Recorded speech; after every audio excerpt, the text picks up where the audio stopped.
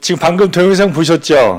예, 어디 몽골 우리 성도들도 보시고 또 몽골의 그 아름다운 자연도 보셨는데 오시고 싶지 않으세요? 저도 이 동영상을 보니까 제가 한국에 나온 지 한 달 조금 지났는데 빨리 몽골로 가고 싶어요. 성도들이 너무 보고 싶어서.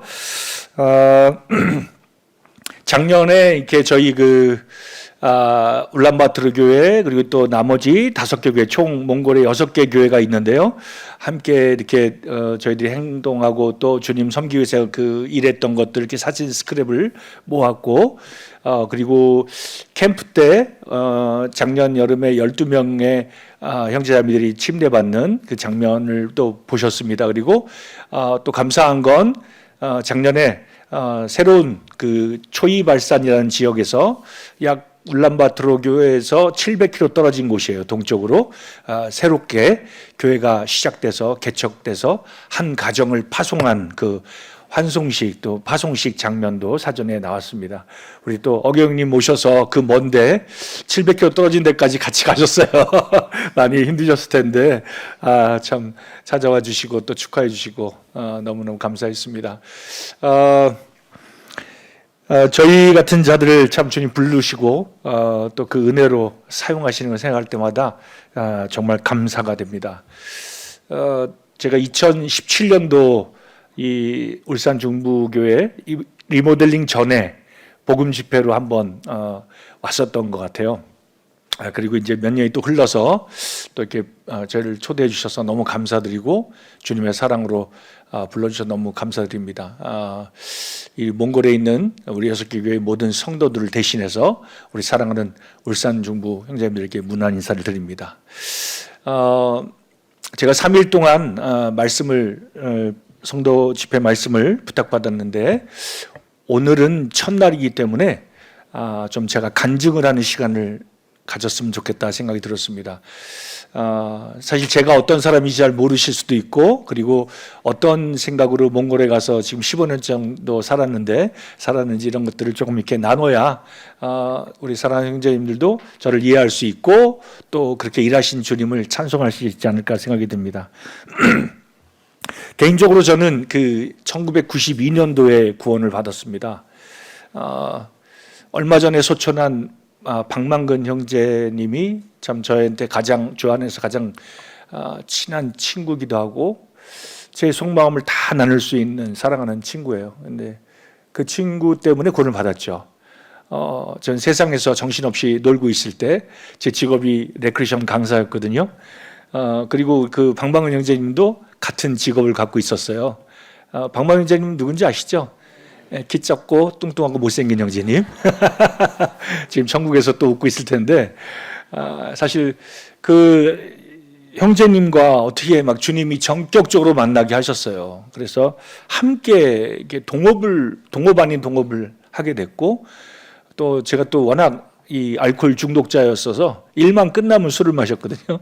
그랬더니 참 이 친구가 그냥 이 사람 맨날 술만 먹는구나 생각을 했나 본데 계속 그 관악교회가 기도했었대요. 왜냐하면 저와 함께 일을 하니까. 어느 날 제가 또 일이 끝나서 술을 한잔 먹고 있을 때 그 친구가 저한테 도전했어요. 어떻게 도전했냐면 박수영 씨는 예수님 믿어요? 라고. 그럼요. 제가 3살 때부터 교회 다녔어요. 그랬어요. 제가. 어릴 때부터 교회 다녔고 예수님을 대충 믿은 사람이 아니라 정말 철저하게 믿었다. 예. 그랬더니 그러시냐 그러면서 또 하나 질문을 했어요. 그럼 오늘 밤에 죽으면 천국 갈 자신이 있냐고. 근데 제가 그때 그 질문이 하나님이 사용하셨던 것 같아요. 성령께서. 왜냐하면 갑자기 술이 확 깼어요. 술을 마시고 있다가. 그리고 그냥 순간적으로 그 대답을 해야 되는데 한 2초 정도 생각을 한 것 같아요. 근데 제 인생이 그때 제가 만으로 27살이었는데 휙 하고 인생이 지나가는 거예요. 그런데 그 인생을 돌아보니까 내가 지금 죽으면 지옥 갈 수밖에 없구나 라는 마음에 답이 나왔어요. 조금 전에 예수 잘 믿는다고 해놓고 오늘 밤에 죽으면 어디 가냐 그 질문이 저한테 확 제 심장에 꼭 꽂히는 느낌이 들었어요. 그래서 지옥 갈 것 같다. 그랬더니 그 친구가 한마디 더 하더라고요. 그럼 이렇게 살다가 지옥 갈래? 아니면 예수 믿고 천국 갈래? 그래서 내가 천국 가고 싶지. 지옥 가고 싶은 사람이 어디 있냐고. 근데 이제 그 뒤로 한 두세 달이 흘렀어요. 그리고 이제 여름 캠프에 참석해서 구원을 받았는데 그 두세 달 동안 제 마음에 그 질문이 계속 맴돌았어요.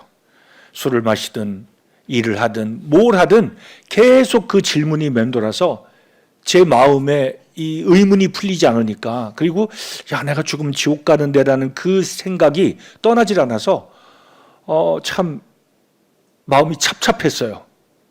그래서 제가 오란 말도 안 했는데 그 서울 관악교회를 찾아갔습니다. 주일날 찾아갔더니 그때는 이렇게 세련되게 의자에 앉아 있지 않았고 그냥 방석 깔고 쫙 앉아 있는 그런 예배를 드리는 거예요. 처음 가봤죠. 한 300명 가까이 수많은 사람이 모여 있는데 만찬 예배를 그 당시 거의 1시간 20분을 드렸고요. 메시지를 하시는데 1시간 반을 하시더라고요. 3시간을 무릎을 꿇고 앉아 있었어요. 와, 그냥 다 끝나고 그런데 막 이게 쥐가 나가지고 일어나지 못하는데 도대체 너무 힘드니까 3시간을 그렇게, 근데 다른 분들도 다 그러고 앉아 있는 거예요. 뭐 중간에 광고에서 다리 풀 시간을 안 줘요. 근데 그때는 어떻게 그렇게 했는지 이해가 안 되죠. 예. 저는 근데 그때 구도자였잖아요. 그러니까 3시간이라는 시간을 그냥 무릎 꿇고 완전히 벌쓰는 거였는데, 무슨 말인지도 못 알아듣고 제가 여기를 왜 왔지, 막 그때부터 이제 막 고민이 되더라고요. 근데 끝나고 났더니, 형제님이 주일날 오면 안 된다고, 오면 힘들 거라고. 진짜 힘들더라고요. 그래서 다음엔, 오랄 때 오라고, 쓸데없이 오지 말고. 그래서 알았다고 오랄 때 오겠다 했는데, 여름에 이제 저희 같은 분들은 이 직업은 굉장히 바빠요. 그래서 박망은지하고 저하고 너무 바쁜데 함께 일할 수는 없고 너무 바쁘니까 둘이 나눠서 내가 한 달 하고 그리고 박망은지님이 한 열흘 정도 일하게 했어요. 왜냐하면 그때 막 둘째 아이를 낳을 때였거든요. 형제님 부인이. 그래서 제가 인심을 써서 당신은 아기를 낳아야 되니까 내가 더 많은 일을 하겠다. 그 대신 내가 다 끝나면 당신이 와서 인수인계 해줘라. 그리고 한 열흘 인해서 한 보름 정도는 그 박명재님이 제가 했던 일을 그대로 인수인계 받아서 하기로 이렇게 마음을 먹고 일을 했어요. 저는 한 달 동안을 지방에서 아주 열심히 일을 하고 이제 망근 형제님은 이제 왔어요. 와서 이제 저는 빠이빠이 하고 이제 서울로 올라가서 이제 친구들 만나려고 이제 약속 다 해놨는데 이제 그 주차장에서 이제 헤어지고 돌아가려고 이제 하는데 갑자기 사무실 여직원이 막 뛰어내려오는 거예요. 그래서 왜 그러냐 그랬더니 지금부터 있는 그 보름 동안의 일이 다 취소됐대요. 지금 이해가 안 되잖아요. 그게 뭐 보름 동안의 일이 다 이렇게 따로따로 일이기 때문에 한꺼번에 취소될 수가 없는 거예요. 뭐 한두 개 취소될 수 있어도. 근데 다 취소됐대요. 그러면서 그냥 같이 올라가시라는 거예요. 우리 둘이. 그러니까 누군 남고 누군 올라갈 필요 없고 다 올라가시라고. 그래요? 알겠습니다. 올라가려고 그랬더니 이 친구가 제 팔을 딱 잡더니 그럼 서울 가지 말고 속리산에서 여름 캠프를 하는데 같이 가자는 거예요. 그러니까 원래는 캠프에 저를 초대하고 싶었는데 본인이 한 달 동안 제가 자기 대신해서 일을 하고 있는 걸 알리니까 미안해서 말을 못했는데 어차피 이제 다 취소됐으니까 제 손을 딱 잡더니 캠프를 같이 가자. 막 도망가고 싶더라고요. 왜냐하면 한 달 동안 그 시골에 있었는데 지금 이제 서울 갈 약속 다 해놨는데 참 뭐 핑계를 이렇게 대고 저렇게 되는데 안 받아주더라고요. 선상 끌려서 그냥 또 형제님이 차가 없어갖고 제 차로 결국 운전해가지고 그 속리산까지 가고 거기에 사실 이렇게 진짜 어쩔 수 없이 끌려가긴 했는데 그 집회에서 구원을 받았습니다. 저는 이렇게 복음 말씀을 들을 때 그때 당시에는 누구든지 한 명이라도 구도자가 오면 성도들이 양옆으로 딱 앉잖아요. 도망 못 가게. 그리고 말씀 끝나면 꼭 어떠셨어요? 꼭 물어보고 계속 상담을 하잖아요. 이게 3박 4일이었어요. 그 속리산의 여름 캠프가. 근데 제 옆에는 아무도 안 오더라고요. 저는 몰랐어요. 원래 그렇게 구도자들 오면 막 상담하는지 몰랐는데 제 옆에는 아무도 없었어요. 왜냐하면 나중에 얘기를 들어보니까 저 사람은 구원받지 않을 것 같다. 너무나 세상적으로 생겼다. 예. 구원받지 않게 생겼다는 거예요. 예. 완전히 날라리 같은 사람이 오니까 성도들도 저 사람은 안 될 것 같아. 그러니까 아예 상담도 안 하고 그냥 이틀 내내 말씀 듣고, 그냥 그때는요, 이렇게 뭐 구도자들 그 좋은 데 갔으니까 뭐 하루에 2번 메시지가 아니라 밥 먹고 오전 내내, 점심 먹고 또 오후 내내, 저녁 먹고 오후 잠자기 전까지 계속 복음 말씀이었어요. 그러니까 너무 힘들더라고요. 이틀 동안 계속 말씀 듣는데 계속 지옥 얘기였어요. 예, 계속 죄, 계속 지옥. 이틀 동안 똑같은 내용을 듣는데 너무 힘들더라고요. 그래서 3일째는 도망을 가자. 그래서 조용히 도망을 가려고 짐을 챙겨서 이제 자동차에 앉아서 이제 시동을 걸어놓고 떠나기 전에 담배를 한 대 피고 가야지. 정말 그때 담배를 한 대 탁 피고 이제 가야지 했는데, 그때 하나님이 제 마음속에 어떤 생각을 주셨어요. 그게 뭐였냐면, 네가 이루고 떠나면 다시는 이런 집회를 내 인생에선 안 올 것 같다 하는 생각을 주신 거예요. 진짜 그럴 것 같아요. 너무 질려가지고 내가 다시는 안 올 것 같다. 그 생각이 딱 들었어요. 맞지, 내가 다시는 안 오지. 그러니까 그때 다시 어떤 생각이 들었냐면, 그렇다면 다시는 안 올 거니까 후회 없이 혹시 내가 궁금한 거 물어나 보고 가면 좋겠다 하는 생각이 불현듯 들었는데, 그래, 여기까지 왔는데 좀 물어보고 가면 좋겠다 하는 생각이 들었어요. 그래서 제가 다시 시동을 끄고 그 말씀 전하는 형제님이 있는 방으로 올라갔어요. 그리고 문을 열고 이렇게 들어갔더니 그 형제님이 누구와 어느 여자분과 상담하고 있더라고요. 막 성경을 펴서 막 그냥 열변을 토하고 계셨어요. 그러니까 제가 뭘 물어보려고 했는데 누군가 먼저 얘기하고 있잖아요. 그러니까 끝나야 제가 뭘 물어보잖아요. 근데 문을 열었는데 그 강사님하고 눈이 마주쳤어요. 눈이 안 마주치면 그냥 싹 가려고 그랬는데, 눈이 마주치면서 뭔가 이렇게 제 눈을 보니까 들어오라는 그 눈짓을 하신 거예요. 그래갖고 도망 못 가고 이렇게 쓱 들어가서 옆에 앉았어요. 근데 이분이 그때 요한복음 5장 24절 말씀을 펴놓고 그 여자분에게 읽어주면서 설명을 하는 거예요. 앉자마자 저는 요한복음 5장 24절 말씀을 그냥 들었어요.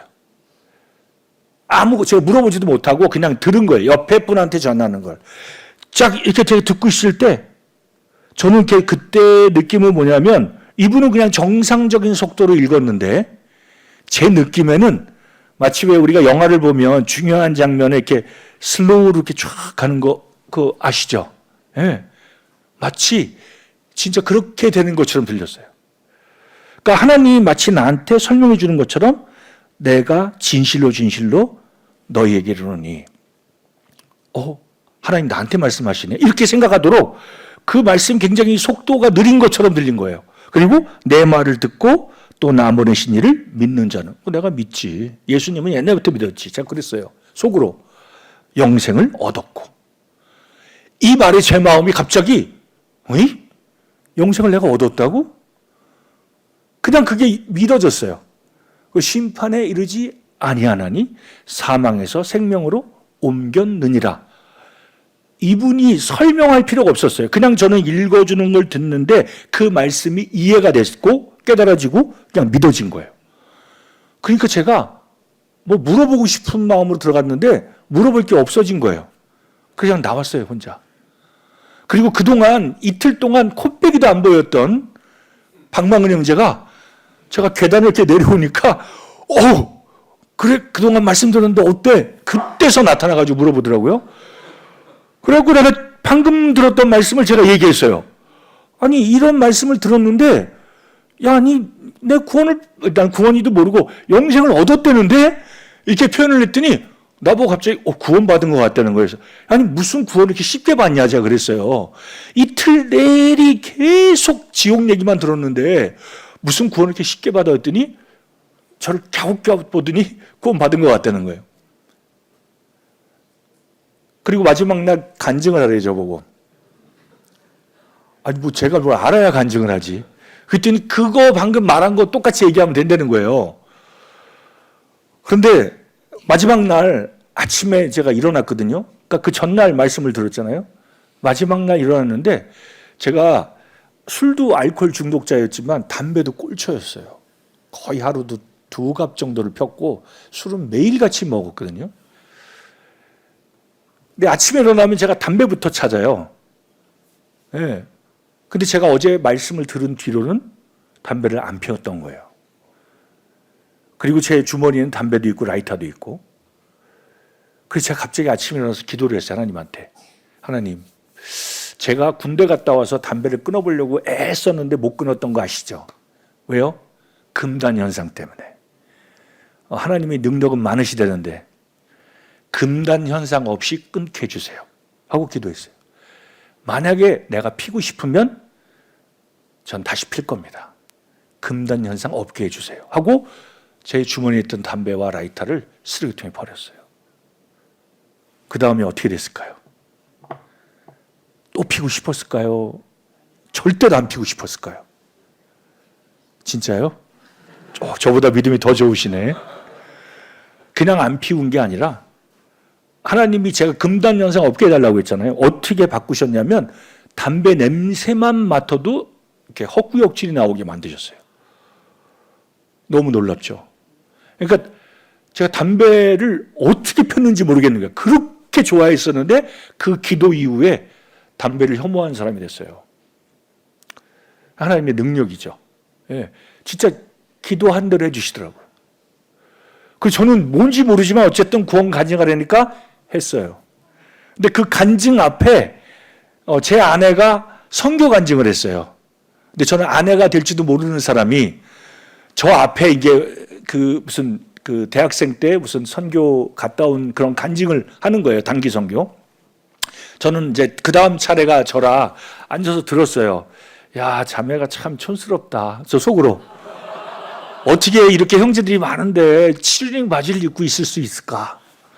저는 그때 제 상식은 이해가 안 되고, 그리고 말을 너무 못하는 거예요. 막 횡설수설을 하고 막 그러길래, 야, 참 되게 희한하다. 막 이랬는데, 나중에 제 아내가 됐습니다.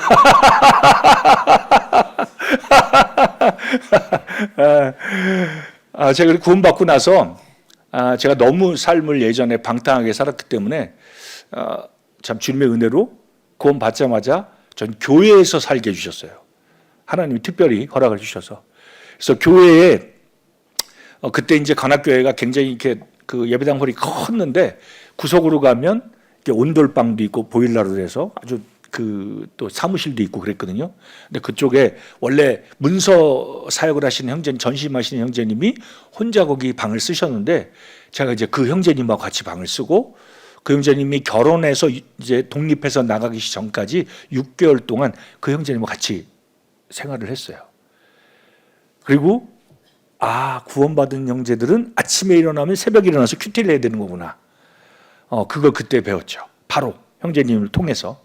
그리고 한 6시쯤 넘으면 사역하는 형들이 오셔요. 기도하러. 그럼 기도도 해야 되는구나.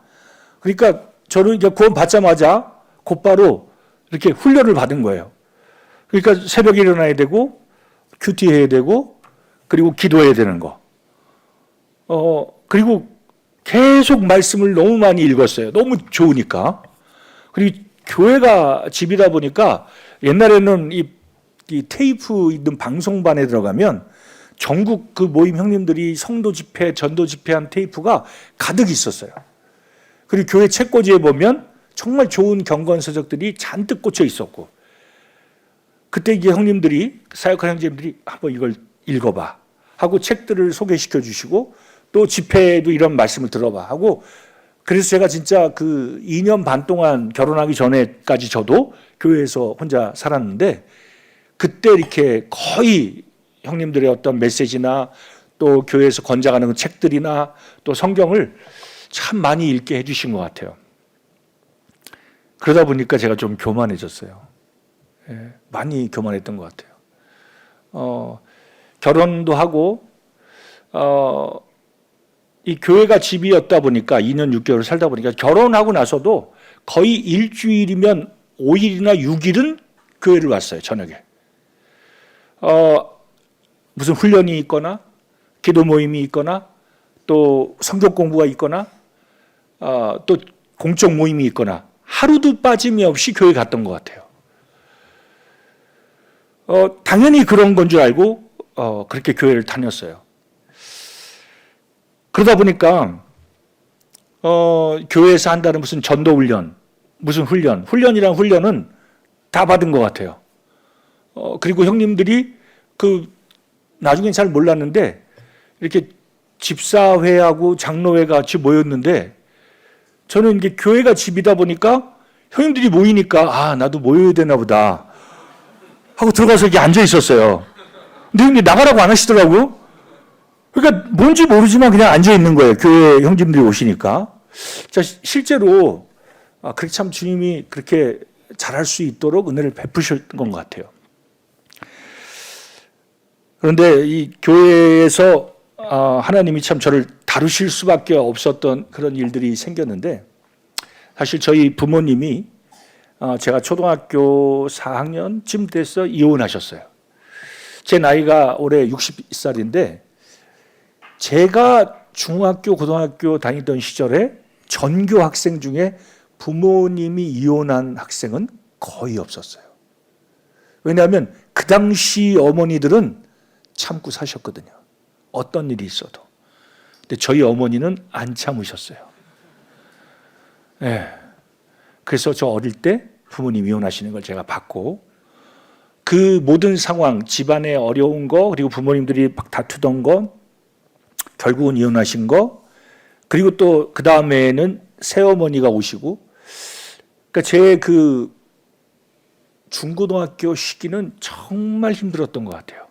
파란만장하고, 그리고 저도 그때 이게 사춘기가 들었으면서 부모님에 대한 원망, 그 힘든 거, 그러니까 정말 삐뚤어질 수밖에 없는 것처럼 제 자신을 변명하고 부모님을 원망하니까 또 부모님에 대해서 모든 핑계를 돌리고 참 인생이 피폐했죠. 그런데 예수님을 믿고 나니까 제 마음에 그동안 항상 저의 삶에서 컴플렉스라고 생각하고 원망됐던 것들이 정말 감사하다는 걸 깨달았어요. 실제로 제가 구원받고 결혼해서 아이를 둘 낳았거든요. 곧바로. 근데 저희 아버님은 알코올 중독자였어요. 그러니까 술을 드시면 저희 결혼한 신혼살림한 집으로 와서 엄청 이렇게 고래고래 소리 지르시고 하나님 욕을 하시다 가셨어요. 그럼 제가 이제 밖에 나가서 아버지 오셨으면 알죠. 목소리가 크시니까. 쫓아가서 빨리 집으로 들어가시자 그러면 안 들어가셔요. 안 들어가시고 계속 하나님 욕을 하시는 거예요. 몇 차례 그 동네 주민들이 시끄러워서 견디다 못해서 경찰에 신고해서 몇 번을 끌려가실 정도였어요. 그러니까 아내가 제가 교회 가서 늦게 오는데 아버지가 먼저 술 드시면 초저녁부터 전화하시거든요. 그리고 전화를 하실 때 그냥 하는 게 아니라 막 화도 내시고 욕도 하시고 막 이혼도 하라 그러고 막 별 협박을 다 하셔요. 그리고 아버지가 화가 나는 게 분에 못 참으면 이제 택시 타고 오시는 거예요. 저희 집에. 그러니까 제가 아직 교회 갔다 안 오는데 아내 혼자 집에 있으면 애들 둘하고 막 불안해지는 거죠. 이런 일이 계속 겹치다 보니까 너무 저도 힘들더라고요. 아버지가 계속 이제 저희들을 한마디로 이렇게 힘들게 하신다 생각하니까. 그리고 또 동시에 교회를 가면 그렇게 장로 형제님들이 저를 야단을 쳤어요. 교만하다고. 좀 교만하게 생겼죠, 제가. 그리고 직장을 가면 저희 사부님이 그렇게 저를 야단을 치셨어요. 그러니까 어디 하나 마음 붙일 데가 없는 거예요. 집에 가도 아버지하고 이렇게 힘들고, 교회를 가면 장로님들 힘들고, 직장을 가면 또 제가 근데 굉장히 좀 이렇게 뭐랄까 직업적으로도 좀 잘했거든요. 근데 예수 믿고 나서 제가 모든 걸 포기했어요. 주님 앞에서 제가 주님 위해 살겠습니다 하고 돈을 정말 잘 벌 수 있는 길이 있는데 그거 다 포기하고 회사에서 월급 받는 일 진짜 제가 봐도 너무 수준을 많이 낮췄는데 그분이 저를 그렇게 무시하는 거예요. 그러니까 막 너무 힘들더라고요, 제가. 교회에서는 제 열심이 특심인데 장로 형제님들은 계속 저를 야단쳐요. 교만하다고. 저희 아버지는 그렇게 그냥 하나님 욕을 하시면서 오시는 거예요. 제가 이제 이 한도가 가득 찼어요. 너무 힘들어서 어느 날은 저희 사는 집 앞에 이렇게 공원이 있는데 공원에 앉아 있었어요. 그날도 이제 저희 아버지 술을 드셨고 계속 이제 전화를 하신다 그랬는데 제가 집에 들어가기 전에 이제 너무 이게 막 한꺼번에 이게 밀려오니까 이제 화가 나서 하나님한테 막 따졌어요. 제가 하나님 도대체 제가 뭘 잘못했죠? 예? 제가 구원받고 여태까지 제가 뭘 잘못했습니까? 하나님한테 막 따진 거예요. 내가 주님 위해 살고 싶다고, 그리고 그 주님 위해서 내 인생을 드리겠다고 하고 실제로 그렇게 인생을 드리고 지금 오고 있고, 그리고 제가 아버지한테도 진짜 뭔가 잘해보려고 애를 썼는데, 그리고 직장도 마찬가지고 교회에도 내가 그렇게 충성 봉사하는데 왜 다 이렇게 저한테 잘못했다고 그러시죠? 막 이러고 너무 이렇게 막 황당했어요. 왜냐하면 제가 구원받고 3개월 됐을 때 그때 막 너무 이렇게 구원에 대한 감사 때문에 기뻐했을 때 교회 청년들이 노량진 교회를 가자 그랬어요. 저는 3개월 정도밖에 안 됐을 때이기 때문에 뭘 잘 모를 때였어요. 노량진 교회가 어딘지도 모르고. 근데 그냥 형제들 자매들 손에 끌려서 노량진 교회를 간 거예요. 갔더니 선교 집회를 했어요. 그때 당시에 홍콩에서 사역하시는 보이리에킨 형제님이 오시고 서울 경인 지역의 청년들이 노량진 교회에 꽉 찼어요. 3일간 집회하는데. 거기 갔는데 저는 선교가 뭔지 모를 때였죠. 이제 구원 받았으니까. 근데 그 형제님이 아마 그때는 제 나이보다 조금 어렸을 것 같아요. 근데 그때는 희끗희끗한 형제님이 오셔서 선교 간증을 하시는데 제가 그때 충격을 받았어요. 그때 형제님이 그 수많은 청년들한테 뭘 물어봤냐면 요한복음 3장 16절을 암송하는 사람 손 들어봐라 그런 거예요. 그러니까 거기 있던 수많은 청년들이 거의 대부분 손을 들, 저까지 손을 들 정도로 이제 구원 받은 저도 이 요한복음 3장 16절은 웬만하면 다 알잖아요. 다 손을 들으니까 선생님 너무 기뻐서 막 웃으시면서 굿 그러시더라고요. 네. 그들이 끝나자마자 바로 그러면 요한일서 3장 16절을 암송하는 사람 손 들라는 거예요. 똑같이 요한이 기록했고 네. 요한복음 3장 16절, 요한일서 3장 16절 장과 절도 똑같아. 그거 암송하는 사람 손 들라는 거예요. 좀 전에는 대부분이 다 들었는데 제가 싹 봤어요. 한 2명, 3명밖에 안 들은 거예요. 제가 순간적으로 아니 도대체 요한복음 3장 10절은 다 아는데 왜 요한일서 3장 10절 나는 모르지? 얼른 막 찾아봤어요. 뭔가 내용을 읽어드리겠습니다. 그가 우리를 위하여 목숨을 버리셨으니 우리가 이로써 사랑을 알고 우리도 형제들을 위하여 목숨을 버리는 것이 마땅하니라. 요한복음 3장 16절을 통해서 우리가 하나님이 세상을 얼마나 사랑하시는지 그 놀라운 사랑을 깨달아서 우리가 그 사랑 때문에 구원받았잖아요. 근데 그 구원, 그 놀라운 사랑을 알았으면 이제 적용을 하라는 거예요. 요한일서 3장 16절은 이로써 사랑을 알았으니까 우리도 형제들을 위해서 이 목숨을 버리는 것이 마땅하다. 깜짝 놀랐어요. 이 말씀 보자마자. 아니 나는 그 사랑 때문에 너무 감사한데 이제 형제를 위해서 목숨을 버리는 게 마땅하다 그러잖아요. 그렇게 해야 된다라고 요구하시는 거잖아요. 그래서 갑자기 제 마음에 형제, 그럼 이 형제가 누구죠? 라는 질문이 마음속에 들었어요. 나랑 피를 나눈 내 형제들인가? 가족들인가? 아니면 교회의 그 하나님의 가족들, 그 사랑하는 형제자매들인가? 근데 왠지 아닌 것 같은 거예요. 그때 주님이 무슨 생각이냐면 창세기에 있는 가인을 생각나게 하셨어요. 가인이 친동생을 때려 죽이고 나서 하나님한테 물어봤죠. 하나님이 가인에게 동생이 어디 있냐고.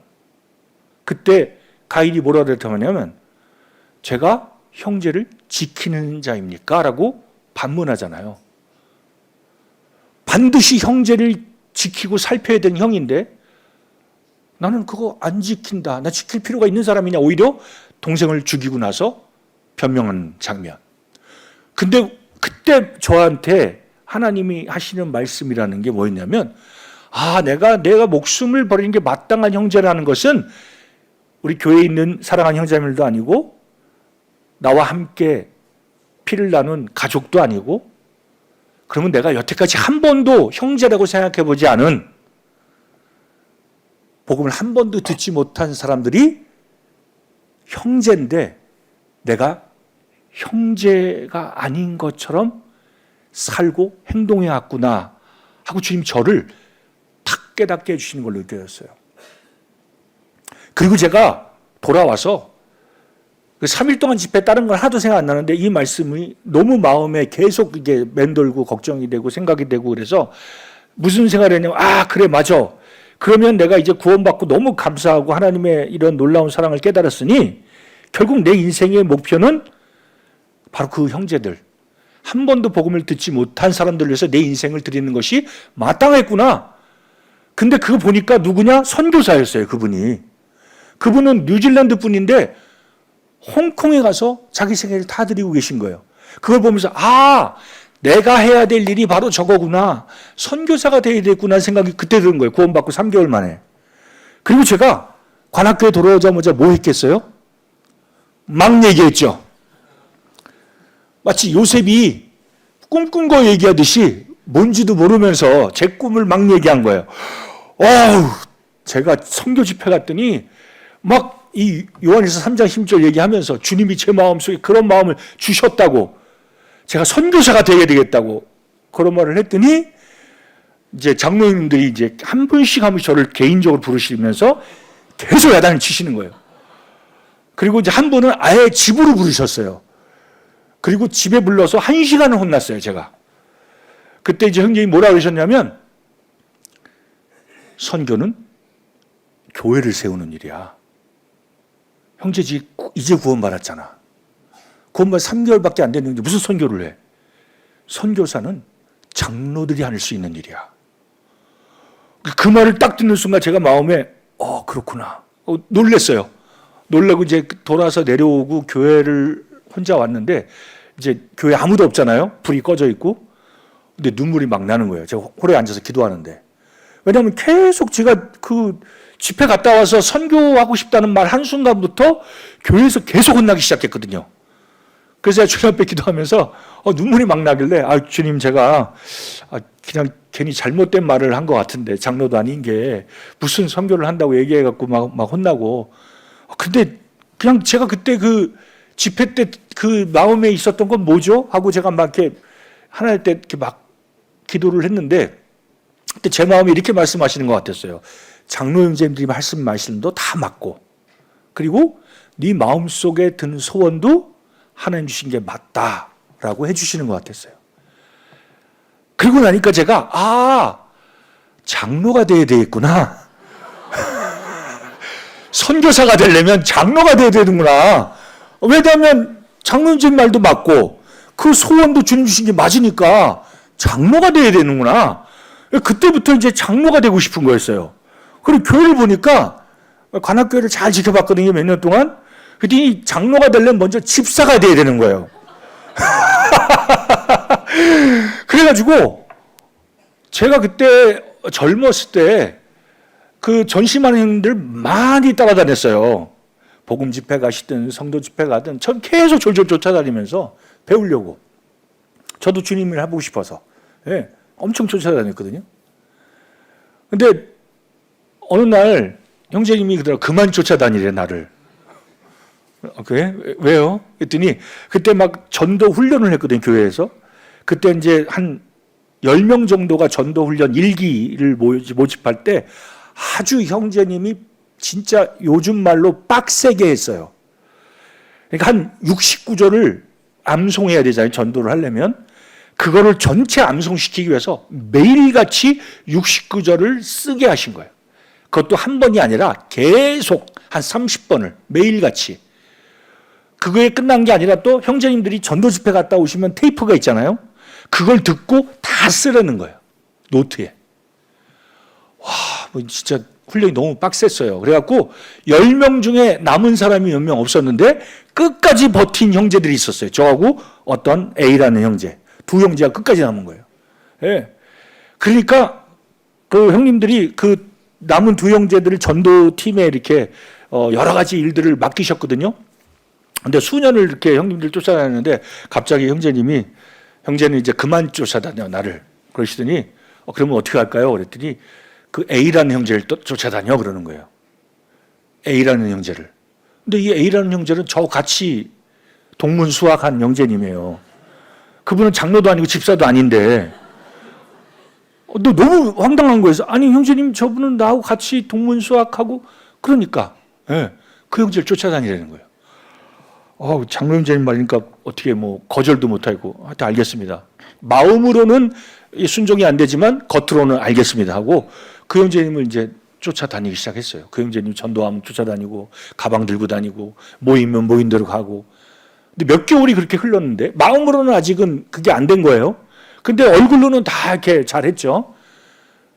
근데 이 형제님하고 함께 전도를 하기 위해서 구도자를 신방 가기로 했던 날이에요. 가기 위해서 시장을 먼저 들렸어요. 시장에 가서 과일을 사가지고 가려고 시장을 들린 거예요. 그때 그 형제님은 직업이 때밀이었어요. 목욕탕에서 세신사. 저는 레크션 강사였어요. 그 당시 교회에서 제 차가 제일 좋았어요. 예, 제가 수입이 굉장히 돈을 잘 벌 때니까요. 물론 제 주님 믿기 위해서 그런 일들을 많이 포기했지만 그래도 제가 수입이 더 많죠. 그래서 어차피 제가 시장 가서 과일을 사면 제가 사려고 했어요. 근데 이제 과일이 보니까 제사에 올리는 상급 사과가 있고 제사상에 올리는 거. 그리고 그거보다 조금 못해도 괜찮은 중급 사과가 있는 거예요. 제가 형님한테 형제님 우리 이 중급 사과 사갑시다. 이것도 너무 좋은 건데 했더니 형제님이 안 된다고. 구도자에게 주님 사랑을 알려줘야 되는데 어떻게 중급을 줄 수 있냐고. 최상급을 줘야 되지 않냐. 제가 그때 정말 창피했어요. 쥐구멍이라도 들어가고 싶은 거예요. 왜 장로 형제님들이 이 A라는 형제님을 쫓아다니면서 배우라고 했는지 그때 깨달았어요. 나는 구도자를 그렇게 사랑하지 않는구나. 그렇게 귀하게 여기지 않는구나. 근데 이 형제님은 이 주님 마음으로 그렇게 그 형제님은 마음이 그렇게 섬기려는 마음이 있구나. 제가 지갑을 열고 돈을 냈더니 아니라는 거예요. 굳이 그 형제님 계산을 하시는 거예요. 정말 제가 너무 부끄러워서 그날 이후로 그 형제님이 정말 위대하고 훌륭하신 형제님이다. 3년을 잘 쫓아다니면서 배웠어요. 진짜 겸손하게 이 형제님이 말하는 대로 다 쫓아다니면서. 그리고 그 형제님과 함께 동역했는데 이 형제님의 그룹이 너무 부흥을 한 거예요. 그래서 구도자들이 막 왔다가 한 50명이 구원받게 됐어요. 그러니까 장로 형제님들이 이 형제님을 유심히 봤다가 개척을 보내야 되겠구나 하고 결정을 하신 거예요. 그러니까 이제 저는 아직 그걸 모를 때였는데 형제님이 이제 저하고 함께 계속 동행을 해왔으니까 조용히 만나서 이제 아직 교회 발표 안 한 건데 곧 개척을 나가게 됐다. 형제님 같이 저와 함께 동역해서 나가겠냐? 기도해봐라. 알겠습니다. 근데 제가 기도해봤는데 주님이 그렇게 따라 나가라는 말씀이 없는 거예요. 그러면 나한테 특별히 주신 말씀이 없으면 그 자리를 고수해야 되니까 제가 형제님한테 주님 주신 말씀이 없어서 저는 남겠습니다 했어요. 그랬더니 형제님이 알았다고. 그러면서 형제님이 뭐라고 했냐면 장로 형제님들한테 이 내가 했던 그 사역, 전도팀을 맡은 사역과 집사 일을 박수영 형제가 맡아서 했으면 좋겠다고 이렇게 추천을 했다는 거예요. 근데 제가 솔직히 말해서 그때 무슨 생각했냐면 다른 형제들이 없어요. 그렇게 그 일을 충성스럽게 몇 년 동안 해온 형제가 저 말고는 없는 거예요. 이 형제님하고. 그러니까 당연하다 생각했어요. 그때. 그냥 당연하다. 근데 한 일주일 지났는데 장로 형제님이 저를 부르시더라고요. 그러더니 요즘 말씀을 많이 읽고 있냐? 말씀 많이 읽고 있습니다. 그랬더니 요즘 어떤 말씀 많이 읽고 있냐? 제가 사무엘서를 읽고 있는데 이 다윗과 함께한 세 명의 그 용사, 베들레헴 영채에서 물을 떠온 그 놀라운 충성스러운 그 용사들처럼 제가 살고 싶습니다. 근데 제가 그런 사람이 아니라서 좀 부끄럽습니다 했더니 갑자기 이 형제님 뭐라고 하냐면 지금 그 집사 자리가 한 자리가 남았는데 이 형제님 가시니까 한 자리잖아요. 형제하고 또 B라는 형제하고 지금 두 형제를 놓고 장로들이 기도 중이다. 근데 깜짝 놀랐어요. 그 B라는 형제님은 저보다 나이가 한참 어리고 그리고 전도 은사나 뭐 이렇게 막 그런 형제님이 아니거든요. 근데 갑자기 그 말을 하시는데 불안한 게 항상 맞잖아요. 그러더니 제가 그 세 명의 용사를 얘기했잖아요, 방금. 그랬더니 그 형제님이 갑자기 딱 말을 바꾸더니 그 세 명의 용사 같은 형제가 B 형제야. 갑자기 그 말이 저한테 어떻게 통역기로 들렸냐면 너는 교만해서 아니야. B 형제를 세울 거야. 그렇게 들렸어요, 제가. 근데 사실 또 그렇게 말씀하신 거고. 와, 근데 제가 이렇게 나와가지고 교회 사무실 빠져나와서 예배당 홀로 갔어요, 또. 너무 힘드니까. 하나님 앞에 또 따지려고. 도대체 왜 이러시죠, 주님? 저한테 왜 이러시는 거예요? 예. 막 화도 나고 눈물도 나고 뭘 잘못했죠, 저희가 또? 막 이런 생각이 들었어요. 그런데 막 기도를 하고 있을 때 이게 마음이 정리가 안 돼서 집에 갔어요. 집에 가고 아내한테 이 사실을 얘기했더니 이제 착하던 아내도 화가 났어요. 진짜 장로님이 너무 하시는 것 같다고. 예, 그치? 내가 당신 생각해도 너무하지? 야, 우리 교회를 떠나야 되려나 봐. 이천이나 갈까? 저희 장인어른이 이천 그때 목회하실 때니까 이천교회 갈까 우리 그냥? 너무 이제 막 황당하고 이해가 안 되니까 구원받고 진짜 오랫동안 주님 계속 저를 이렇게 다루신 거죠. 근데 그날 저녁인가 다음날 저녁인가 어떤 형제님이 전화를 하셨어요. 근데 이 상황을 모르는 거예요. 그냥 그분은. 그러면서 막 이제 형제 뭐 어쨌든 개척 안 나 그랬다며 그러시면서 어쨌든 뭐 교회를 열심히 해야지 이러는데 제가 이제 아니 그거 제가 아니고 다른 형제님이 된대요. 그랬더니 그 형제님이 갑자기 그 말 듣다가 한 1초 좀 있다가 막 크게 웃으시는 거예요. 박장대소를 하시더니 뭐라고 하시냐면 형제 수지 맞았네. 저한테 그러시더라고요. 예? 제가 왜 수지 맞았지 했더니 주님이 형제를 아주 되게 잘 다루시는 것 같다고. 근데 저는 그때 그 말이 무슨 말인지 몰랐어요. 전화를 받은 당시에는. 그리고 전화를 끊고 새벽에 일어나서 주님 앞에 이제 큐티라고 말씀을 보는데 다니엘 3장을 큐티를 했었어요. 그때. 근데 그 다니엘의 세 친구가 불 속에 던져지는 장면을 보는데 이렇게 뜨거운 물이었기 때문에 붙들고 있던 사람은 불에 타 죽었고 나중에 그 안에 보니까 4명이 있었고 3명이 던졌는데 그리고 끝에 나왔는데 불탄 냄새도 없고 흔적이 없었잖아요. 근데 변화된 게 딱 하나 있잖아요. 그들을 묶고 있었던 그 줄이 타버린 거예요. 제가 큐티할 때 주님이 어떻게 보이셨냐면 주님이 날 다루고 계시구나.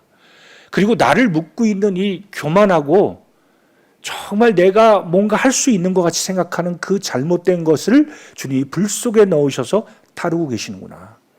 그래서 나중에 내가 다루심 받으면 자유롭게 되겠구나. 그리고 그렇게 어렵고 힘들 때 주님이 나와 함께 계시는구나. 정말 제가 너무 기뻤어요. 아침에 큐티하다 말고 아내한테 막 간증하고 그러고 나서 제가 장로님한테 전화를 했어요. 너무 감사하다고. 예. 그리고 책임을 맡은 형제님을 찾아갔어요. 만나서 내가 형제님을 정말 잘 돕겠다고. 예. 그리고 걱정하지 말라고. 근데 형제님이 약간 좀 그런 부분에 두려워하는 형제님이었는데 제가 정말 잘 돕겠다. 예. 그때 형제님이 무슨 교회에서 왜 이렇게 결정인지 자기는 모르겠다 그러고 자기 정말 이런 거 할 자격이 없다느니 어쩌니 막 그러시는데 아니라고. 제 마음에 정말 형제님이 최적임자다. 제 마음이 진짜 그랬어요. 제가 정말 열심히 돕겠다. 너무너무 마음이 기뻤어요. 근데 일주일 있다가 장로 중에 또 다른 형제님 저를 부르셨어요. 그러더니 형제 요즘 어떻게 살아? 그러더라고요.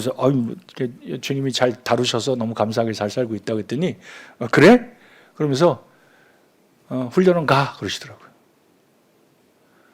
그때 훈련을 가라고 하신 거예요.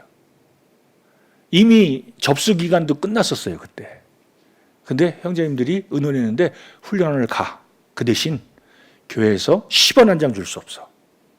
그리고 형제가 훈련을 마치고 돌아와도 사역한다고 생각하지 마. 그냥 보내주는 거야. 예, 알겠습니다. 왜냐하면 저는 보내준 것만 해도 감사한 거예요. 왜냐하면 제가 한 5년 전부터 형님들을 졸랐거든요. 그때는 훈련원이 없을 때인데 저 성경학교 가고 싶습니다. 모임 성경학교 뉴질랜드나 호주에 있다는데 거기 보내주십시오. 예, 저 결혼과 동시에 가겠다고 했는데 형님들이 굳고 말렸거든요.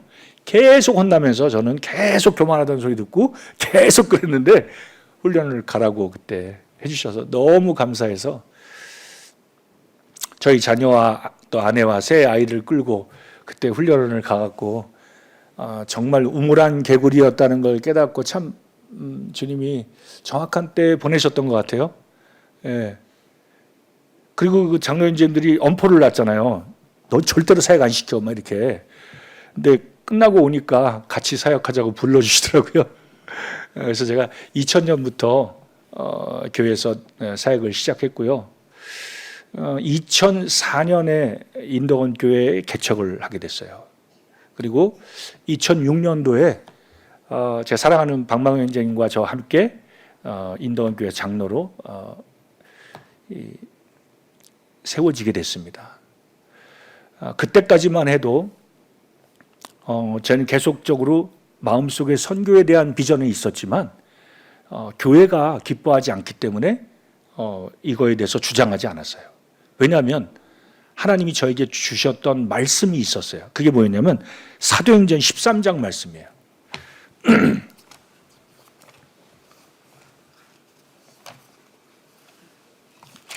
13장에 보면 안디옥 교회의 선지자들과 교사들이 있으니 곧 바나바와 니게르라는 시몬과 구레네 사람 루기오와 분봉왕 헤롯의 젖동생 마나엔과 및 사울이라. 주를 섬겨 금식할 때에 성령이 이르시되 내가 불러 시키는 일을 위하여 바나바와 사울을 따로 세우라 하시니.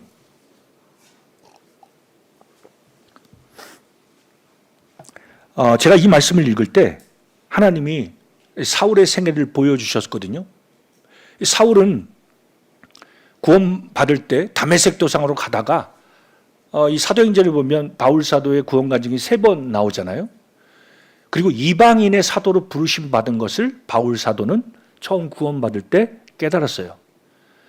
그런데 그가 개인적인 소망, 부르심은 내가 정말 이방인의 사도로 세우신 거에 대해서 인정하고 알았지만 언제 그가 실제적으로 이방인의 사도, 선교 사역에 동참하게 됐냐면 바로 이 안디옥 교회에서 사역할 때였어요. 그리고 이 선교 사역을 위해서 하나님이 바울에게 얘기한 게 아니라 안디옥 교회 인도자들에게 말씀하셨어요. 금식하고 주를 섬겨 기도할 때. 결국 주님이 저한테 이 장면을 통해서 말씀해 주신 건 뭐냐면 내가 너 구원 받자마자 27살 때 선교에 대한 개인적인 소원을 준 것은 맞지만 교회에게 하나님이 선교를 명하실 때까지, 그래서 교회가 한 마음으로 기쁨으로 천거해서 보낼 때까지는 잠잠히 있어야 한다는 걸 가르치신 거예요. 그래서 제가 한 번도 제가 막 구원받고 나서는 몇 년 동안 선교 얘기해갖고 많이 혼났는데 그 뒤는 정말 잠잠히 조용히 있었거든요. 장로가 됐는데도 얘기 안 했어요. 그런데 너무 재밌는 게 뭐냐면 그때 국제수양회를 한국에서 했고 원주에서 한 번 한 적이 있거든요. 그때 인도원 교회 4명의 장로들이 함께 갔어요. 그리고 선교라고 하는 주제에 국제수양회에 참석했는데 나머지 3분의 장로 형제님들이 선교에 대해서 소원을 가지신 거예요. 그 돌아오자마자 인도원 교회는 선교하는 교회가 돼야 된다. 뭐 그분들이 막 불이 붙었어요, 마음속에. 그래갖고 그때 막 개척해서 얼마 안 됐거든요. 뭐 성도도 물론 이렇게 좀 계속적으로 주님 보내주셔서 구원받고 막 이렇게 커지고 있던 때였는데 그분들은 선교에 대한 생각이 전혀 없는 분들이었어요. 근데 인도자들이 전부 하나님 앞에서 선교가 얼마나 귀중하고 우리 교회를 주님이 그렇게 부르셨다라는 것을 보여주시니까 계속 선교된 메시지를 한 거예요, 성도들한테. 이게 얼마나 중요한지. 그리고 성도들이 마음이 준비되고 그리고 나서 누가 갈까? 우리 중에. 하니까 제가 계속적으로 그 부분을 기도하고 있는 걸 아시고 형제, 아직도 선교사 가고 싶냐고. 네, 가고 싶습니다. 저는 그때 이제 아내하고 제가 그때 레크션 강사할 때 굉장히 이제 나이가 막 40대쯤 접어들고 막 이러니까 굉장히 저도 이제 유명해지려고도 하고 그리고 아내는 막 이제 아이들이 다 커서 이제 초등학생이 되니까 아내가 원래 교직을 했거든요. 특수교육을 전공해서 교사를 해보고 싶다는 거예요. 내가 여태까지 계속 허락을 안 했거든요. 그냥 아이를 잘 키우는 게 좋겠다. 아이들을 주님이 3명이나 주셨는데. 근데 교직이니까 교사를 하고 싶다는 거예요. 제가 그랬어요. 간설을 다른 게 그럼 우리 아이들이 다니는 초등학교 3명 똑같이 다니는 그 학교에 교사 자리가 나면 주님 뜻인지 알겠다. 했는데 진짜 저희 집에서 걸어서 한 5분도 안 되는 그 학교, 아파트 단지 내에 있어요. 그 학교에 특수학교 교사, 기간제 교사가 난 거예요, 자리가. 그래서 아내가 거기서 한 2년, 그리고 또 3년 하는데 교장 선생님이 붙들었어요. 계속 일해달라고. 근데 그때 이 선교 제의를 받은 거예요. 조금 갈등이 되더라고요. 왜냐하면 막 인도권 교회가 막 그때 한 200명 가까이 이제 막 늘어났어요. 성도도 계속 구원받고 일어났기 때문에 사역이 너무 재밌었어요. 인도권 교회 사역이. 주님이 보내주시고 역사하는 게 느껴지니까. 네. 개척하고 나서 1년 지나서 교회가 예배당이 호릴도 작았지만 넓혀가고 그 다음에 또 넓히고 그 다음에 복층을 쓰고 그 다음에는 이게 더 넓힐 데가 없는 거예요. 교회를 사지 않고서는. 왜냐하면 임대할 만한 사무실은 그렇게 큰 게 없는 거예요. 결국은 이렇게 주님이 막 계속 영혼들을 보내주시니까 사역하는 게 너무 재밌었어요. 그때 함께했던 동역했던 장로님들도 너무 사랑으로 하나 한 마음으로 이 일을 하는 걸 너무 즐겁게 재미있게 했기 때문에 이걸 이렇게 재미있을 때 이걸 놓고 선교지를 가는 거. 그리고 아내도 제가 이제 그 렉션 강사는요 천수답이에요. 월급을 받는 게 아니고 프리랜서 일을 했기 때문에 뭐 다음 달에 얼마나 일을 할지 몰라요. 하나님이 주시는 만큼만 한 거예요. 근데 아내가 한 2년을 그때 이렇게 기간제를 했는데 이 기간제 이게 하는 그 일은 딱 날짜에 딱 월급이 딱딱 들어와요.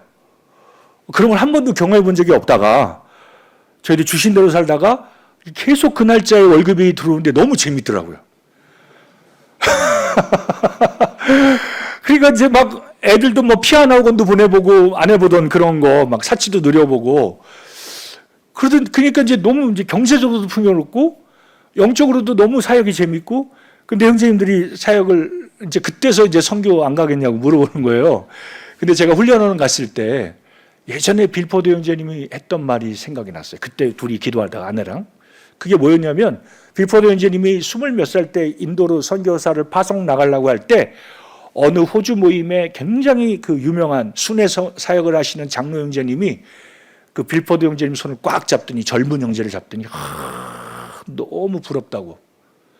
내가 젊었을 때 정말 선교에 주신 부르심이 있었고 나갈 수 있었는데 내가 그때 순종하지 못했는데 이렇게 젊었을 때 순종한 형제를 보니 너무 감사하고 부럽다. 그 얘기를 빌포드 형제님이 했던 걸 제가 수업 때 계속 기억이 났었거든요. 근데 제가 44살에 나갔거든요. 만으로 사역을 하기 위해서 몽골로. 그러니까 44이면 사실 제 그때 아이들이 막 초등학교 막 저학년이었고 큰애는 이제 중학교 1학년 그때였어요. 그러니까 막 아이들도 이제 막 다 이렇게 뭐 친구들도 있고 떠나기 싫어하는 그런 상황인데 그때 제 마음속에 그렇지. 내가 젊었을 때 구원받자마자 주님 나한테 어떤 손을 주셨지. 그러면 내가 나중에 또 그 빌포드 형제 손을 잡고 그 후회했던 그 장로처럼 내가 누군가 우리 교회 젊은 형제를 보낼 때 참 부럽다. 내가 그때는 갈 수 있었는데 이렇게 할까 아니면 내가 지금 그걸 순종해서 갈까 아내랑 고민하고 기도하다가 우리가 갑시다 하는 마음을 먹으면서 그때 여러 나라에서 필요를 말씀하셨어요. 와서 도우라 하는 게 있었는데 그때 이제 그 몽골 울란바토르 교회가 없어서 계속 시골에서 정영재님 혼자 사역을 할 때 젊은이들이 다 도시로 떠나는데 울란바토르에 교회가 없으니까 다 그들을 잃어버린다고 계속 수년 동안 이 기도 제목을 보내왔는데 이제 그때 그렇다면 주님이 저는 맨날 베트남이나 미얀마 갈 생각을 했는데 주님이 몽골을 얘기하시는 거 아닐까 하고 저 혼자 이렇게 겨울에 답사를 갔어요. 갔더니 이 몽골의 아이들 그리고 이 가정 상황을 보니 거의가 다 결손 가정이에요. 아버지가 누군지도 한 번도 본 적이 없는 애들. 그리고 아이가 3명 있는데 아빠가 다 달라요. 그리고 어떤 엄마는 지금 2번 결혼했고 지금 살고 있는 사람은 자기 남편도 아니야. 막 그런 집이 너무 많은 거예요. 그러니까 그 아이들을 보면서 또 그런 파괴된 가정을 보면서 제 마음에 주님이 어떤 마음을 주셨냐면 내가 왜 그 당시 계속 불만이었던 게 그거거든요. 예수 믿기 전에. 주님 믿기 전에 왜 나만 이런 가정에서 태어나게 하셨지 하고 하나님한테 막 따지듯이 교학교 다닐 때 제가 이해가 안 됐으니까 왜 나만 이런 가정에서 태어나게 하셨죠? 내 친구들 보면 다 엄마 아빠랑 잘 사는데 나만 왜 이렇게 했었는데 그때 제 마음에 어떤 마음이 들었냐면 이래서 주님이 이런 가정에서 태어나서 맛보게 하셨나? 하는 생각이 든 거예요.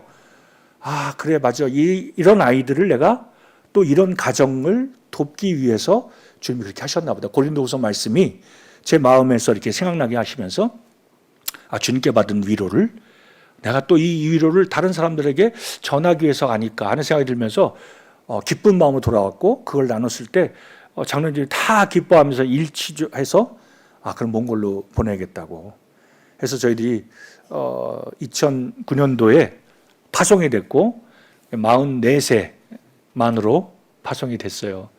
참 제가 27부터 44살까지 거의 한 17년을 기다렸죠. 선교 가기 위해서. 갔으면 어땠까요? 진짜 그렇게 기다렸던 선교지에 나왔으니까 얼마나 신나요. 그죠? 그리고 정말 열심히 일할 것 같잖아요. 그죠? 갔는데 정말 2년 동안 정말 죽는 줄 알았어요. 힘들어서. 왜냐하면 언어도 안 되고 언어를 하는데 안 느는 거예요. 그리고 몽골어는 발음이 너무 힘들어요. 오늘 이제 이번에 몽골에 오신다고 하는데 지금 저한테 뭐 그 언어를 막 자기가 배운 거를 한번 해보면서 알아듣겠냐는데 하나도 못 알아듣겠더라고요. 그러니까 제가 저랬던 거예요. 예, 제가 복음 전하러 갔는데 뭐 그냥 그 말을 흉내내고 있는데 얼마나 웃기겠어요. 그러니까 딸 같은 교사들이 저 보면서 막 깔깔 웃는 거예요. 제가 그 말을 흉내내는 거 보면서 저는 너무 낙심이 되는 거예요. 그러니까 저는 한 번도 그런 놀림을 받은 적이 없는데 맨날 이렇게 사람들 지도하는 직업만 하다가 가가지고 너무 이렇게 막 바보가 되고 그리고 막 진짜 너무 아무것도 모르니까 진짜 어린아이처럼 돼버리니까 그 선교지에 갔을 때 정말 많이 이렇게 힘들고 어렵고 그리고 제일 힘들었던 거는 아내랑 24시간 같이 있어야 되는 거. 제가 한국에 있을 때는 워낙 바쁘니까요. 아침에 나가면 밤에 들어와요. 같이 밥 먹을 시간도 별로 없어요. 아내랑. 왜냐하면 저는 텐트 메이커였기 때문에 교회 사역도 하고 제 일도 했어요. 그러니까 밤낮 없이 바빴거든요. 그러니까 아내는 이제 저 없이 잘 이렇게 아이들을 케어하고 또 아내 역시 또 자기 스스로가 취미생활 하면서 남편 없어도 어쨌든 이렇게 뭐 여러 가지를 이렇게 한국에서 또 즐기는 걸 할 수 있잖아요. 그런 거 많이 있고. 근데 선교지를 가면요. 24시간 있어야 돼요. 예, 한국은 딱 뭐 이마트 딱 한 번 가면 모든 게 한 번에 다 살 수 있잖아요. 선교지는 안 그래요. 내가 원하는 거 하나 사려면 그 시장을 가려면 1시간 반, 2시간이 막혀요. 거기 가서 뭐 하나 샀어요? 끝난 게 아니에요. 고기를 사려면 또 1시간을 또 가야 돼요. 차를 타고. 근데 고기를 사러 가면요. 이 고기가 부위별로 썰어 있는 게 아니에요. 그냥 통으로 된 고기를 사야 돼요. 그리고 또 한국 슈퍼를 가려면 또 거기서 1시간, 2시간 운전해 또 가야 돼요. 이렇게 되면 집에 들어오면 초죽음이 돼요. 너무 피곤하고. 근데 일이 안 끝났어요. 왜요? 고기를 썰어야 돼요. 그러니까 이런 일들을 다 해야 되는 거예요. 그리고 제가 3년 동안 언어 공부만 했는데 아내랑 24시간 있어야 되는 거예요. 학원 가서도 계속 같이. 끝나고 돌아와도 함께. 밥도 아내가 삼시세끼를 다 해야 되는 거예요. 애들이 다 있으니까. 아내도 너무 힘들고 저도 힘들고. 선교 왔는데 부부싸움 엄청 많이 했습니다. 그러니까 아내랑 같이 이렇게 오래 살아본 적이 없는 거예요. 저도 애 셋을 낳고 살아봤지만 44이 될 때까지 10몇 년을 살았는데 아내랑 그렇게 오래 있은 적이 없던 거예요. 제가. 그러니까 아내의 성격도 제대로 알게 됐고 아내도 저에 대해서 사실 근데 바쁜 형제들은 제 말하는 거 다 이해할 거예요. 그죠? 네. 제일 무서운 게 뭐예요, 아내가? 여보, 얘기 좀 해. 제가 그 초창기 몇 년 동안에 진짜 무릎 꿇고 싹싹 빈 게 몇 차례가 있습니다. 왜냐하면 아내가 짐 싸겠다는 거예요. 당신 혼자 장교해라고 막 이러면서 나는 싸고 한국으로 가겠다고. 정말 잘못돼 싹싹 빌고 제가 막 예. 참 근데 주님이 이렇게 연약한 사람들을 가르치시고 3년 돼 갖고 이제 막 언어 좀 하는 것 같아 갖고 막 복음도 전하러 다니고 또 뭐 구원받는 사람도 있었어요. 근데 지나고 나 보니까 제가 지금 15년 됐는데 진짜 제가 성도들의 어떤 상황이나 그리고 구도자들이 왔을 때 영혼들의 상태를 이해하고 이 말을 던졌을 때 어떤 질문에 답을 할 때 저 사람 속에 뭘 생각하는구나라고 이해하는 게 몇 년 안 됐어요. 그러니까 최소한 10년 이상은 있어야 조금 그 사람들의 마음도 이해하고 그들이 또 성도들이 이제 성도 실제적인 상담을 해줄 수 있는 게 된 것 같아요. 참 감사한 마음이 듭니다. 그래서 제 마음속에 저는 실제로 이렇게 구원 받자마자 주님이 저에게 주셨던 약속의 말씀이 있어요. 전 지금도 그 말씀을 믿고 계속 하나님 앞에 기도하고 있는 게 있는데 그 얘기 좀 하면서 오늘 시간 마치도록 하겠습니다. 히브리서 6장 말씀입니다. 13절인데요. 하나님이 아브라함에게 약속하실 때에 가리켜 맹세할 자가 자기보다 더 큰 이가 없으므로 자기를 가리켜 맹세하여 이르시되 내가 반드시 너에게 복주고 복주며 너를 번성케 하고 번성하게 하리라 하셨더니 그가 이같이 오래 참아 약속을 받았느니라. 아멘. 복주고 복주시겠다. 번성케 하고 번성케 하시겠다. 이 두 번 강조해서 말씀하시잖아요.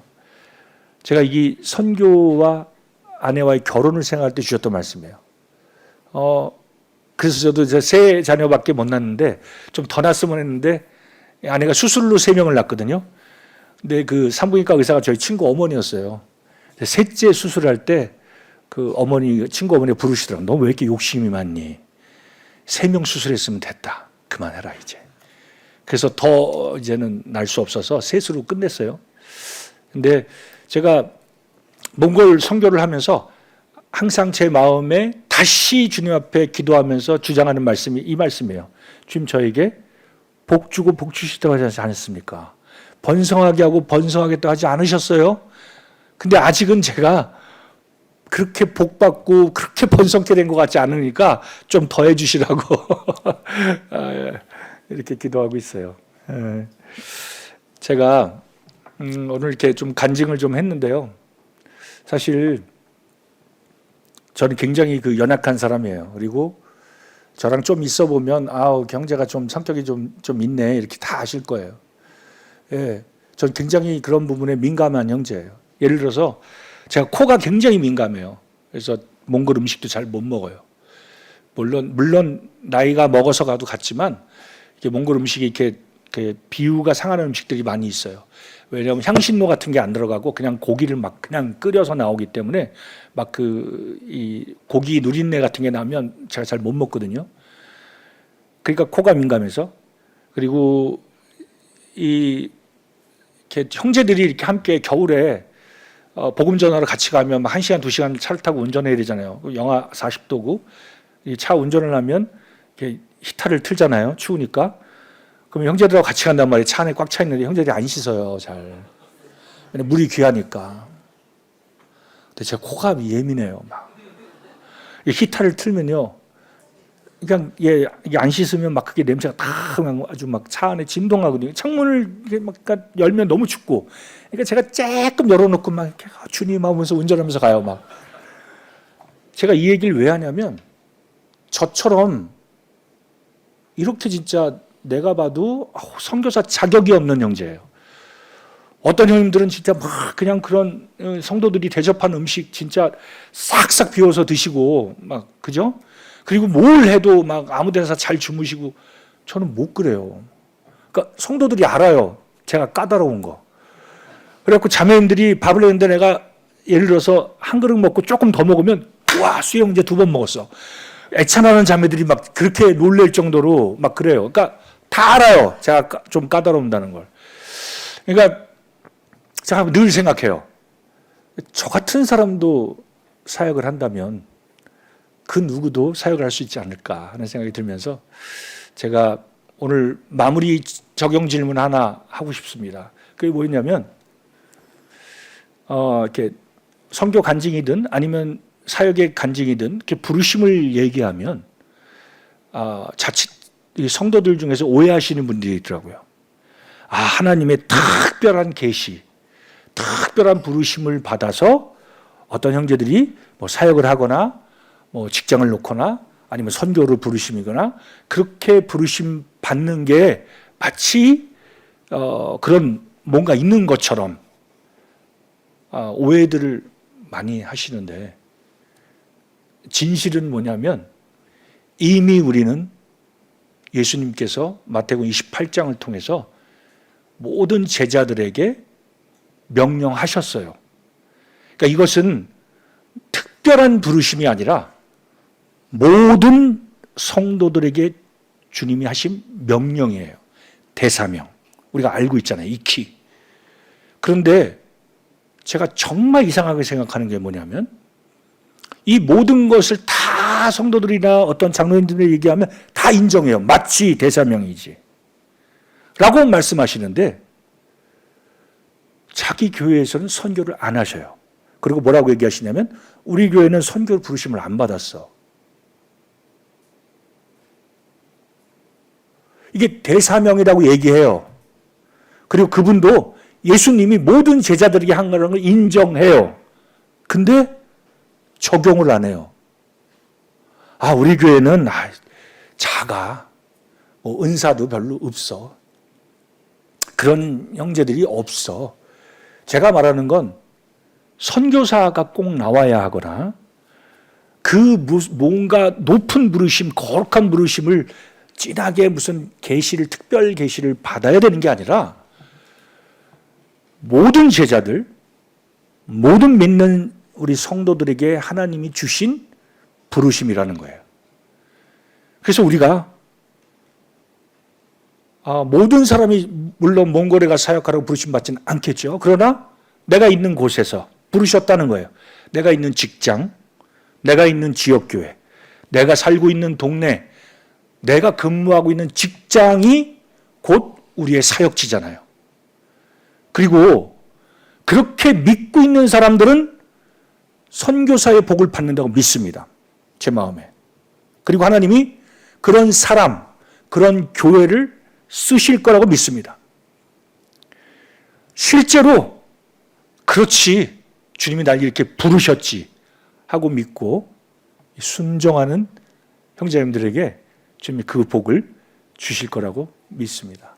그리고 그렇게 함께 여러분들이 계신 우리 사랑하는 형제님들이 계신 곳에서 주님 부르신 곳에서 실제로 복음과 함께 고난을 받으시고 또 주님의 일을 확장시키는 일에 도구로 사용돼서 나중에 주님 앞에 칭찬받는 그런 교회가 되기를 진심으로 기도하면서 오늘 간증을 좀 마치도록 하겠습니다. 내일하고 모레는 준비한 말씀을 나누도록 하겠습니다. 같이 기도하겠습니다. 주님 감사합니다. 오늘 참 사랑하는 울산중부 형제님들과 함께 주님이 저를 구원하시고 또한 저를 성장시켜서 또 주님이 원하시는 그 뜻 가운데 일하게 하신 여러 가지 간증들을 나누게 하셔서 참 감사를 드립니다. 이 모든 것이 참 주님의 은혜고 또 동일하게 이러한 은혜가 또 이러한 부르심이 사랑하는 지체들에게 똑같이 주님이 부르셨고 또 우리가 똑같이 적용되어야 될 부르심이라는 걸 생각할 때 참 주님 앞에 감사를 드립니다. 온전히 주님만 영광을 받으시기를 소원합니다. 감사하며 예수님 이름으로 기도드렸습니다. 아멘.